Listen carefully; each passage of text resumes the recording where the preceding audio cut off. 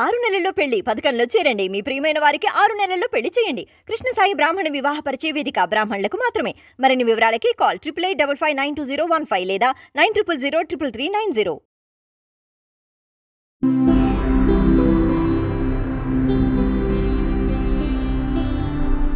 ఓం సదాశివసమారంభాం వ్యాసశంకరమధ్యమాం అస్మదాచార్యపర్యంతాం వందే గురుపరంపరాం.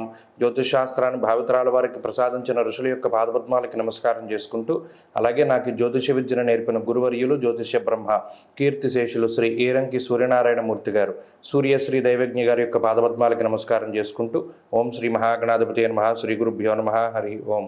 వీక్షకులందరికీ నమస్కారం. అక్టోబర్ నెల 6వ తారీఖు లగాయితూ అక్టోబర్ 12వ తారీఖు వరకు ఉండేటువంటి గ్రహగతుల ఆధారంగా ద్వాదశ రాశుల వారికి ఈ వారం ఏ విధమైనటువంటి శుభాశుభ ఫలితాలు కలగబోతూ ఉన్నాయో ఈ కార్యక్రమం ద్వారా తెలుసుకుందాం. అందులో భాగంగా ఈ వారం ఉండేటువంటి గ్రహగతులను గమనిద్దాం.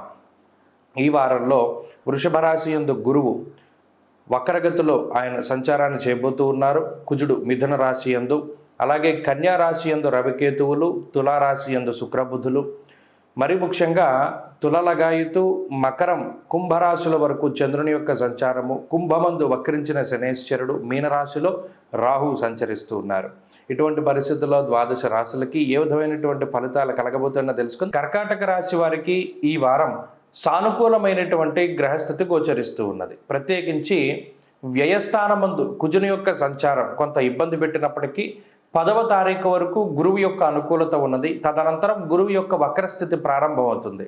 ఇక తృతీయ స్థానంలో రవి యోగిస్తూ ఉండడం, చతుర్థమందు బుధ శుక్రులు యోగిస్తూ ఉండడం, చంద్రబలం అధికంగా ఉండడం లాంటి అంశాలన్నీ ఈ రాశి వారికి సానుకూలమైనటువంటి ఫలితాలుగా చెప్పవచ్చును.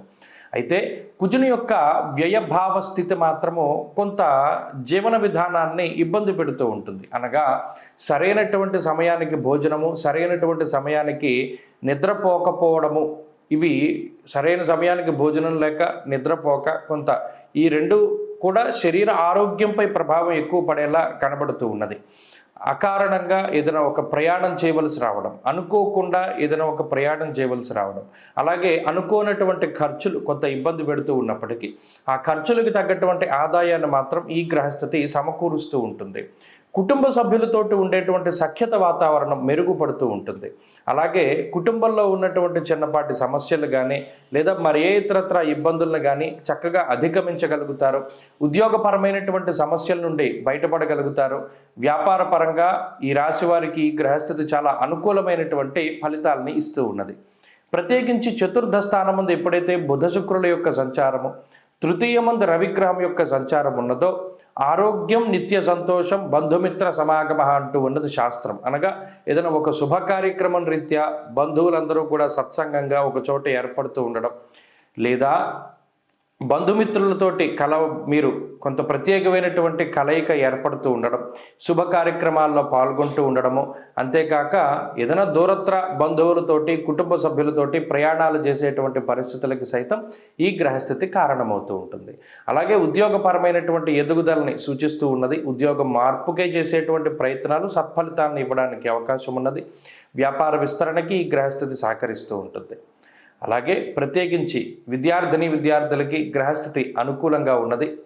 దూర విద్య, విదేశీ విద్య, పోటీ పరీక్షలు, వైద్య విద్యకి సంబంధించినటువంటి అంశాలన్నీ అనుకూలంగా ఉన్నాయి. అంతేకాకుండా స్త్రీలకు సైతం ప్రత్యేకంగా ఇదే రకమైనటువంటి గ్రహస్థితి అన్వయమవుతూ ఉంటుంది.